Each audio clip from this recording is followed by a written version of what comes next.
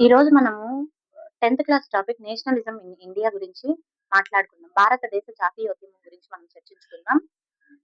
World war 1 తర్వాత మన దేశ పరిస్థితి క చాలా అంటే చాలా దారుణంగా ఉండిందనమాట. మన ఇండియన్స్ 70,000 మెంబర్స్ చనిపోయారు ఈ యుద్ధంలో. అసలు వరల్డ్ వార్ 1 అంటే ఏంటి? ఆ వరల్డ్ వార్ 1 ఎందుకు జరిగింది అనే దాని గురించి మనం ఈరోజు డిస్కస్ చేసుకుందాం. వరల్డ్ వార్ 1 అనేది ఆహ్, ఆస్ట్రియా హంగేరి హేర్ ఉంటాడు కదా! వారసుడు ఆర్చ్ డ్యూక్ ఫ్రాన్స్ ఫెర్డినాండ్‌కి అతని భార్య సోఫియా వీళ్ళిద్దరిని సెర్బియా నేషనలిస్ట్ ఒకతను ప్రిన్సిప్ అనే అతను చంపేస్తాడన్నమాట. అప్పుడు ఎప్పుడు చంపేస్తాడు అంటే జూన్ 28న చంపేస్తాడు. 1914లో జూన్ 28న చంపేస్తాడు. After 1 month after 1 month the world war begins and that means July July 28, 1914 to 1918 November 11th వరకు మొత్తం ఈ war 4 years 4 years 3 months 14 days జరుగుతుంది ఈ war.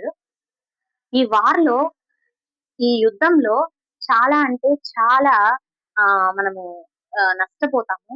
Crop failures crop failures జరిగాయి.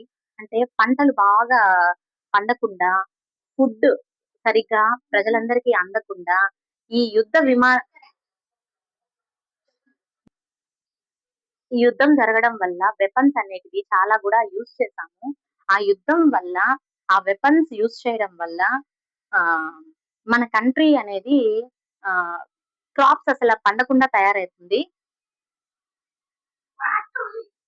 యుద్ధం వల్ల చాలా అంటే చాలా ఎఫెక్ట్ అవుతుంది. ఆహ్,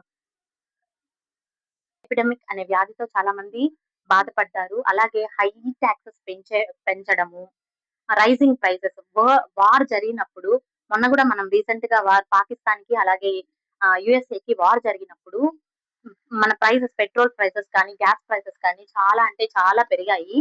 అలాగే ఆ యుద్ధం జరిగేటప్పుడు ప్రైసెస్ అన్నీ పెరగడము, రెవెన్యూ టాక్సెస్ అనేవి పెంచడము ఇవన్నీ గూడా జరిగింది. దానివల్ల మనము చాలా అంటే చాలా పోగొట్టుకున్నాము. యుద్ధము ఈ యుద్ధము ట్రీటీ ఆఫ్ వర్సలిస్ అనే దాంతో సంధితో ముగిసింది. ఆ తర్వాత లీగ్ ఆఫ్ నేషన్స్ 1919లో లీగ్ ఆఫ్ నేషన్స్ అనేది ఒక ఆర్గనైజేషన్ పెట్టి వరల్డ్ పీస్ జరిగేటట్లు చూసారు. కానీ ఇది కూడా ఫెయిల్యూర్ అయిందనమాట. This is about